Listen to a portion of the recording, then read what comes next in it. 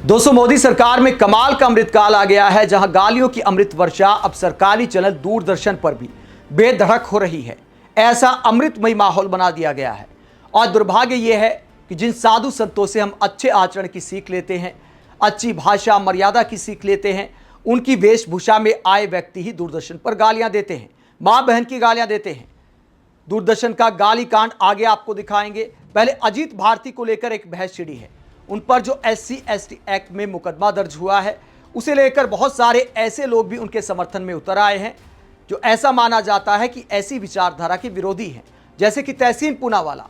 पहले आपको अजीत भारती की कहानी का बैकग्राउंड बता देते हैं। अजीत भारती एक लाइव स्ट्रीम कर रहे थे। वहां पर उनकी बहन के बारे में, उनके परिवार के बारे में एक घटिया कमेंट किया जाता है। अजीत भारती को इस पर गुस्सा आ जाता है। किसी भी व्यक्ति को आएगा, उसमें कोई बुराई नहीं है। लेकिन उसके बाद अजीत भारती उससे भी 10 गुना या 20 गुना या आप यूं कह सकते हैं लज्जित होने वाली भाषा का इस्तेमाल करते हैं। ऐसी भाषा का इस्तेमाल करते हैं कि उनके खिलाफ SC/ST एक्ट में एक मुकदमा दर्ज करा दिया जाता है। अजीत भारती पर मुकदमा हुआ तो कई लोग इसे अभिव्यक्ति की आज़ादी के खिलाफ बताते हैं, जैसे कि तहसीन पूनावाला। तहसीन पूनावाला ने ऐसा बयान दिया है जो इस और इशारा करता है कि क्या वो भी शहजाद पूनावाला बनना चाहते हैं। क्या कहते तहसीन पूनावाला, जरा सुनिए। जय हिंद, जय भारत। मैं हूं तहसीन पूनावाला, टीम भारत से। अजीत भारती के खिलाफ जो FIR दर्ज किया गया है, हम सबको एक होकर उसके साथ खड़ा रहना पड़ेगा।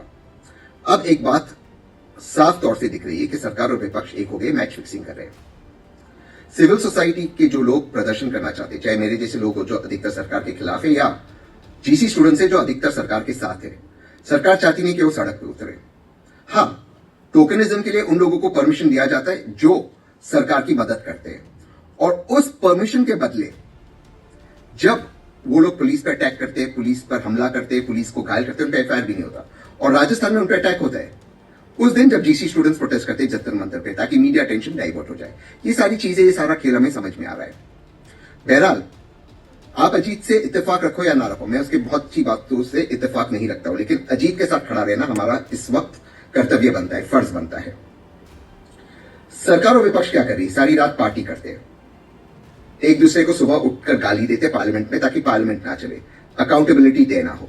और जो मुद्दे हम चाहते कि उठे, चाहे हमारे E20 के मुद्दे या रिजर्वेशन को लेकर जो बातचीत होनी चाहिए उसके मुद्दे, या अन्य मुद्दे, शिक्षा को लेकर, उसका पार्लियामेंट में, संसद में कोई चर्चा नहीं होती। मैच फिक्सिंग के तहत एक दूसरे को गाली दिया जाता है और उसके बाद इन मुद्दों को भुलाया जाता है, और विपक्ष सरकार की मदद कर रही है। और ये जो FIR हुआ अजीत पर, अगर आज हम अजीत के साथ खड़े नहीं रहेंगे तो कल ये हम पर होगा। इसलिए मैं आप सबको रिक्वेस्ट कर रहा हूं कि अब समय आ चुका है कि हमें सड़क पर उतरना होगा, सरकार को हिलाना होगा और विपक्ष को भी हिलाना होगा। मैं हूं तहसीन पूनावाला, मैं जीत के साथ खड़ा हूं। तो FIR से उसे टारगेट किया गया, ये गलत है। मैं हूं तहसीन पूनावाला, जय हिंद, जय भारत। तो तहसीन पूनावाला कहते हैं कि अजीत भारती के साथ देश को खड़ा होना चाहिए। दोस्तों, हम भी YouTube पर पत्रकारिता करते हैं। अगर मेरे परिवार पर कोई घटिया कमेंट आता है, उसको पढ़कर मैं गुस्सा निकालने लगूं, माँ बहन की गालियां निकालने लगूं, किसी की माँ के बारे में, बहन के बारे में ओछी ओछी बातें करने लगूं, तरह तरह की पोजीशन बताने लगूं, तो क्या मैं खुद को पत्रकार कह सकता हूं? मेरे घर की महिलाएं भी मेरे बारे में क्या सोचेंगी अगर मैं ऐसी भाषा का इस्तेमाल करता हूं? तो ऐसी भाषा के समर्थन में देश आखिरकार कैसे खड़ा हो सकता है?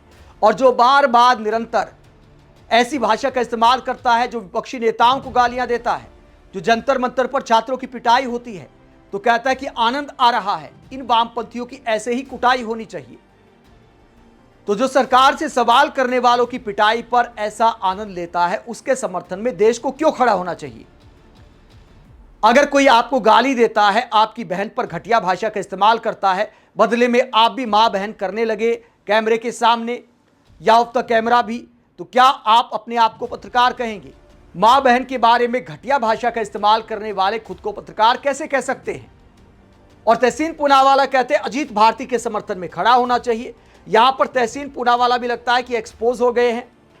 जंतर मंतर वाले प्रोटेस्ट पर कटाक्ष कर रहे हैं। बताइए, इनको क्या दर्द हुआ है? अब तक सरकार से सवाल करते आए थे, लेकिन ये वीडियो पब्लिक को कंफ्यूज करता है कि तहसीन पूनावाला की असल विचारधारा क्या है। गालियों के समर्थन में आखिरकार कोई कैसे खड़ा हो सकता है? जब जंतर मंतर पर प्रधानमंत्री को गालियां दी, तब भी मैंने कई वीडियो बनाए थे और यह सवाल उठाया था कि प्रोटेस्ट में क्या गालियों का इस्तेमाल होना चाहिए। बिल्कुल नहीं होना चाहिए। गलत को गलत कहा जाएगा। तब भी हमने वीडियो बनाए थे, अजीत भारती इस्तेमाल करें या अजीत भारती के लिए किसी ने गाली का इस्तेमाल किया, या साधु संत की वेशभूषा में आए व्यक्ति दूरदर्शन पर गालियों का इस्तेमाल करें, गलत को गलत कहा जाएगा। दूरदर्शन पर गाली कांड इस बात को दिखाता है कि आखिरकार ये मामला कहां तक जाएगा। पहले प्राइवेट न्यूज चैनलों पर मुर्गा लड़ाई कराई जाती थी, अब दूरदर्शन पर भी पीएम मोदी की सरकार में कल्चर की शुरुआत हो चुकी है। वहां पर भी विपक्ष को टारगेट करने के लिए डिबेट का आयोजन किया जाता है। उसके बाद कैसी भाषा का इस्तेमाल होता है। कांग्रेस प्रवक्ता सुरेंद्र राजपूत ये वीडियो शेयर करते हैं, जहां हनुमानगढ़ी मंदिर के महंत क्या भाषा का इस्तेमाल करते हैं, जरा देखिए। मेरी बात तो बचे, इतना जूता मारूंगा मारो तेरी मैया। अरे भाषा भाषा भाषा भाषा को मर्यादित रखें, भाषा को मर्यादित रखें। राजूदास जी, राजूदास जी आप महंत है, शोभा नहीं देता आप। तुम्हारी माँ का अरे महंत राजूदास। तो हनुमानगढ़ी मंदिर के महंत खुल्लम खुल्ला कांग्रेस प्रवक्ता को मां बहन की गालियां देते हैं और भगवा वस्त्र पहनकर क्या इस तरह का आचरण किसी को करना चाहिए। कार्यक्रम में दो महिला एंकर बैठी हैं, कम से कम उनका लिहाज कर लेते। लेकिन यहां पर अंदर का कैरेक्टर एक्सपोज हो जाता है और सवाल यह भी उठता है कि क्या सरकारी चैनल पर इस तरह की डिबेट का आयोजन होना चाहिए जहां गालियों वाला माहौल बन सके। यह मुर्गा लड़ाई का काम प्राइवेट न्यूज चैनलों में चलता था, अब सरकारी न्यूज चैनलों में भी ऐसा होने लगा है। तो विपक्षी नेता मोदी सरकार पर टारगेट करते हैं। सुरेंद्र राजपूत क्या कहते हैं? भाजपा के राज में दूरदर्शन पर खुलेआम मां बहन की गालियां निर्बाध रूप से परोसी जा रही हैं, वो भी निरंतरता के साथ। भाजपा के समर्थक को देखिए, इस राजूदास को तो गालियों के लिए पद्मश्री मिलना चाहिए और नरेंद्र मोदी जी के हाथों प्रसार भारती को और डीडी न्यूज की इन एंकर्स को भी राष्ट्रीय पुरस्कार मिलना चाहिए। इस वीडियो में बहुत मां बहन की गालियां हैं, अपनी जिम्मेदारी पर देखें। इसके बाद साकेत गोखले पूर्व सांसद और टीएमसी के नेता कहते हैं कि अब ऑफिशियल सरकारी चैनल पर यह सब होने लगा है। टैक्स पेयर्स के पैसे से ये सारे प्लेटफॉर्म चलते हैं, जहां पर ऐसे घटिया कमेंट करने वालों को मोदी और शाह प्लेटफॉर्म देते हैं। इसके आगे साकेत गोखले कहते हैं कि दूरदर्शन पब्लिक फंडेड चैनल है, लेकिन यहां पर भी विपक्ष को टारगेट करने के लिए एजेंडा चलाया जाता है और ये उससे भी खतरनाक वीडियो है। तो साकेत गोखले भी इस वीडियो की आलोचना करते हैं। वरिष्ठ पत्रकार उमाशंकर सिंह इस पूरे मामले पर कहते हैं, गनीमत है कि अमेरिकी राजदूत हिंदी चैनल और ऐसे डिबेट नहीं देखते, समझते होंगे, नहीं तो साधु संतों के प्रति भी उनकी धारणा बदल जाएगी। उमाशंकर सिंह ने एक कटाक्ष इसलिए किया क्योंकि अमेरिका के राजदूत ने इंडियन टीवी चैनल का मजाक उड़ाया था और यह कहा था कि बस चीखते रहते हैं, एक दूसरे को कोई नहीं सुनता। 6 बजे 8 बैठते हैं, 10 बजते बजते 12 लोग बैठकर एक दूसरे पर चिल्लाते हैं। तो इंटरनेशनल डंका बज गया है भारत की मीडिया का। इसके बाद कांग्रेस के नेता अनिल यादव कहते हैं, आप लोग इस बात पर ध्यान मत दो कि कांग्रेस के प्रवक्ता को चैनल पर लाइव डिबेट पर भगवा पहने हुए एक गुंडे ने गाली दी, क्योंकि कांग्रेस के प्रवक्ता के लिए तो बाकी कांग्रेसी लड़ने और साथ देने आ जाएंगे। ध्यान इस बात पर दो कि जब कैमरा नहीं होगा और किसी राजनीतिक दल के व्यक्ति की जगह कोई आम आदमी होगा, तो ये सत्ता संरक्षित गुंडे किस तरह की गुंडाई पर उतरेंगे। आप किसी भी पक्ष के हों, जब तक लोगों में कानून का डर है तब तक ही सुरक्षित हैं। इसीलिए जब कोई असामाजिक कार्य करे तो खुलकर विरोध करें। तो अनिल यादव सवाल उठाते हैं कि जब एक चैनल पर कैमरे के सामने विरोध करने पर, बहस होने पर मां बहन की गालियां दी जा सकती हैं, तो फिर बिना कैमरा के लोग कैसा व्यवहार करते होंगे। और दोस्तों, शर्म की बात यह है कि एनडीए के कुछ नेता राजू दास के समर्थन में उतर आए हैं। ये आरएलडी के प्रवक्ता हैं रोहित अग्रवाल। ये क्या कहते हैं? कांग्रेस का चाल चरित्र और चेहरा एक बार फिर सामने आ गया। नेशनल चैनल पर लाइव डिबेट के दौरान कांग्रेस के प्रवक्ता ने एक महंत के प्रति जिस तरह की अभद्र भाषा का इस्तेमाल किया और जूता दिखाया, वो बेहद निंदनीय और दुर्भाग्यपूर्ण है। राहुल गांधी जी, क्या यही है आपकी मोहब्बत की दुकान?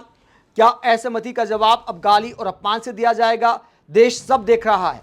यानी मां बहन की गालियां निकालें राजू दास, जूता मारने की बात करे राजू दास, लेकिन रोहित अग्रवाल कांग्रेस पर सवाल करते हैं, राहुल गांधी पर सवाल करते हैं।